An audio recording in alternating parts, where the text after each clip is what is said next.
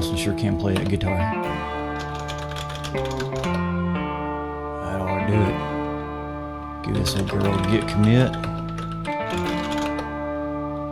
Get on down the road, a little git push. That's how we get her done.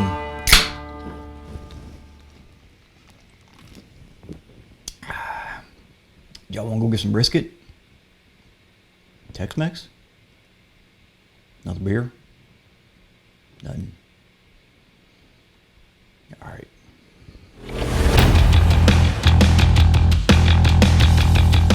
Hey, what's going on? I'm Will Button from DevOps for Developers, and today we're talking about source control. So I want to start by talking about why, either as an aspiring DevOps engineer or as a developer who's trying to add DevOps practices to your existing skill set, you care about source control. I think one of the biggest reasons is that you want as much of your infrastructure as possible to be driven by infrastructure as code. All right, and the reason behind that is whenever you're talking about deploying code or deploying updates to hundreds or thousands of servers, code and deployment or management server is going to be able to do that much faster than you and your team could if you had to go hit all of those servers manually. And then also in the case of a rollback or an emergency deployment, same thing. You can make a code change and deploy it to all of those devices, and it's going to be much faster than doing it by yourself. The other reason is by putting our code into source control, it allows us to track changes. If someone logs into your server and makes a configuration change, you may or may not know that that happened, right? If they tell you that they did it, you'll know, sure. But if it happens inadvertently, then in the best case scenario, that server is going to crash and take itself out of server or take it out of service.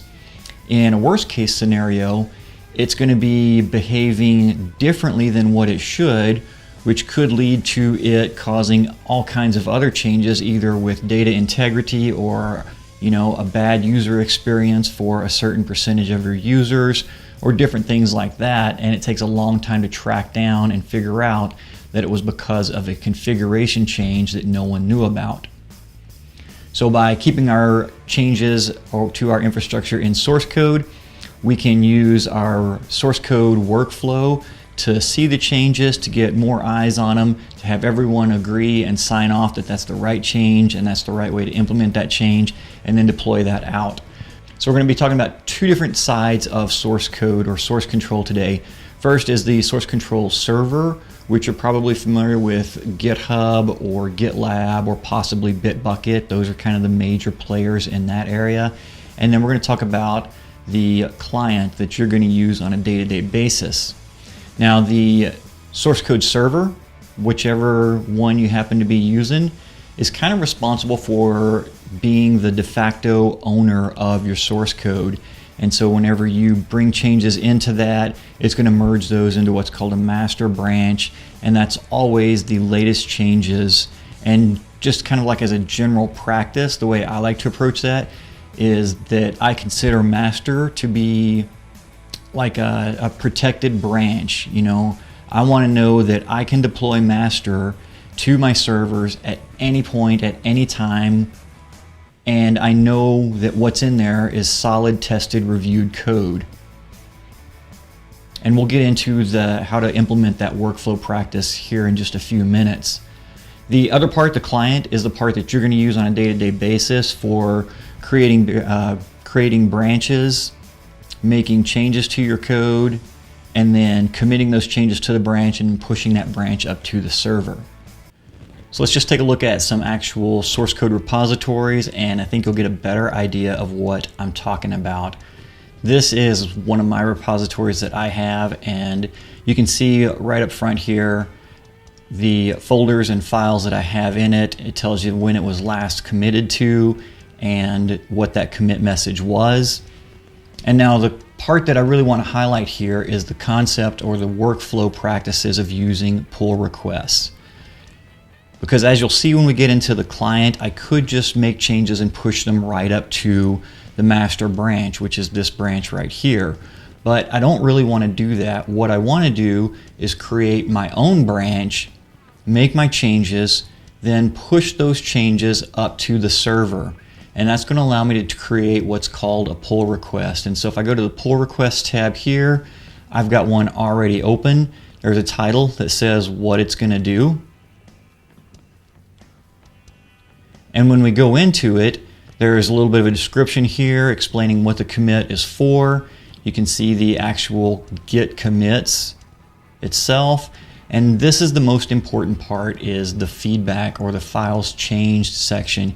You can see line by line in my file here the lines that were changed. So in this one we changed the Ansible version from 2.4.6 to 2.6.18.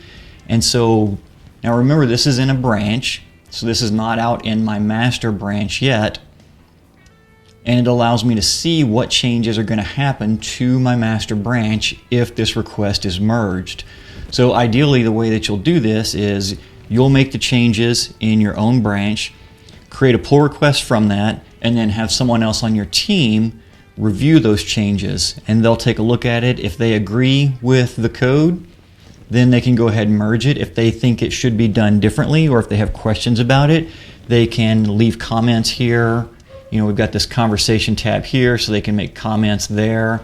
You can also just click the little plus here and leave a comment in line. And then when everyone's happy with it, you can approve this, submit your review, and then merge this into your master branch. So now if we go back over to the code section here, that was in requirements test. Just by looking at the screen right here, we can see what the last commit was. We'll go into that, and the Ansible version is now 2.6.18. Now let's run through a quick little example of what that workflow would look like end to end from the client side. So I need to check out this code, so I can click the code button here and just copy that. I'll use the git clone command and then paste in that URL. That's going to create the repository in a folder that's the same name of the repo, so we can change into that. And now I've got my terminal set up so that you can see the name of the branch that I'm working on here. And because we're making new changes, we want to create a new branch. So we'll use the git checkout command and -b switch to tell it to create a new branch. And then we'll give it the name of the branch. So now I can make my changes to my code.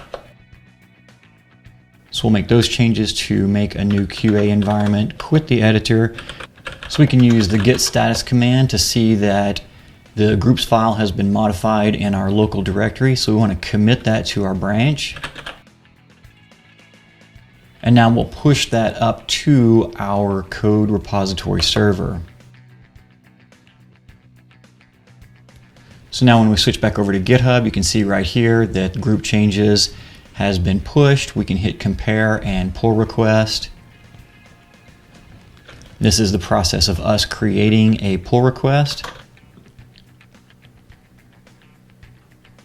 And so now the pull request has been created, and here are the changes that we made. So now I would contact someone else on my team, have them review the changes, and the way I like to do it is whoever reviews the changes is the one who actually merges it into production. So now there are a ton of other features whenever it comes to source control and source code management, but those are really the basics. You know, you check out a repository, you create a branch, make your changes, push those changes back up, create a pull request, merge those changes back into your master branch. And that will get you like 90% of the way through using source control, and Google will get you the other 10% of the way. If this video was helpful for you, click the like button down below and go ahead and click the subscribe button while you're at it, and then turn on the notifications so that you get notified when I release new videos on DevOps for developers. Thanks, and I'll see y'all next time.